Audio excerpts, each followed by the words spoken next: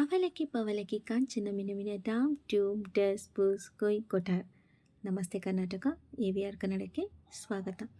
ಇವತ್ತು ನನ್ನ ಮಗ ಅವನ ಫ್ರೆಂಡ್ಸ್ ಜೊತೆ ಕೂತ್ಕೊಂಡು ಅವಲಕ್ಕಿ ಪವಲಕ್ಕಿ ಆಟ ಆಡ್ತಾ ಇದ್ದ. ಆಗ ನನಗೆ ಎಲ್ಲೋ ಓದಿದ ನೆನಪಾಯಿತು. ಈ ಪದ್ಯದಲ್ಲಿ ಎಷ್ಟು ಅರ್ಥ ಅಡಗಿದೆ ಅಂತ. ಮನುಷ್ಯನ ಆರಂಭದಿಂದ ಅಂತ್ಯದವರೆಗೂ ಈ ಪದ್ಯದಲ್ಲಿ, ಈ ಪುಟ್ಟ ಪದ್ಯದಲ್ಲಿ ಒಂದು ಸುಂದರವಾದ ಅಂಶ ಅಡಗಿದೆ.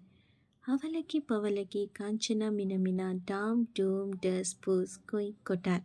ಅವಲಕ್ಕಿ ಅಂದರೆ ಮಕ್ಕಳಿರುವಾಗ ಅವಲಕ್ಕಿನ ತುಂಬ ಇಷ್ಟಪಟ್ಟು ತಿಂತೀವಿ. ಪವಲಕ್ಕಿ ಸ್ವಲ್ಪ ದೊಡ್ಡವರಾದ್ಮೇಲೆ ಪಾವಕ್ಕಿಯನ್ನು ಊಟ ಮಾಡ್ತೀವಿ. ಕಾಂಚನ ಅಂದರೆ ದುಡ್ಡು, ಯೌವನದಲ್ಲಿ ಕೆಲಸಕ್ಕೆ ಸೇರಿದ ಮೇಲೆ ದುಡ್ಡನ್ನು ಸಂಪಾದನೆ ಮಾಡ್ತೀವಿ. ಮಿನಮಿನ ಕೈಯಲ್ಲಿ ದುಡ್ಡಿದೆ, ಕೇಳಬೇಕಾ, ಜೀವನ ಫುಲ್ ಮಿನಮಿನ ಅಂತಿರುತ್ತೆ. ಧಾಮ್ ಧೂಮ್ ಕೆಲಸ ಸಿಕ್ತು, ದುಡ್ಡು ಕೈಯಲ್ಲಿರುತ್ತೆ, ಇನ್ನು ಧಾಮ್ ಧೂಮ್ ಅಂತ ಮದುವೆ ಆಗೋದೆ. ಟಸ್ ಪುಸ್ ಮದುವೆ ಆಗಿ ಮಕ್ಕಳಾದ್ಮೇಲೆ ಎಲ್ಲ ಟಸ್ ಪುಸ್ ಅಂತ, ಮಕ್ಕಳು ಹೇಳಿದ್ದನ್ನೇ ಕೇಳಬೇಕು. ಕೊಯ್ ಕೊಠಾರ್ ಜೀವನದ ಅಂತ್ಯ. ಎಷ್ಟು ಚೆನ್ನಾಗಿದೆ ಅಲ್ವಾ? ಈ ಮಾತನ್ನು ಹೇಳಿದಾಗ ನನ್ನ ಮಗನ ಎಕ್ಸ್ಪ್ರೆಷನ್ ಅಂತೂ ಫುಲ್ಲು ಆಶ್ಚರ್ಯವಾಗಿತ್ತು. ಎಷ್ಟು ಪುಟ್ಟ ಪದ್ಯದಲ್ಲಿ ಎಷ್ಟೊಂದು ಅಂಶ ಅಡಗಿದೆ ಅಲ್ವಾ?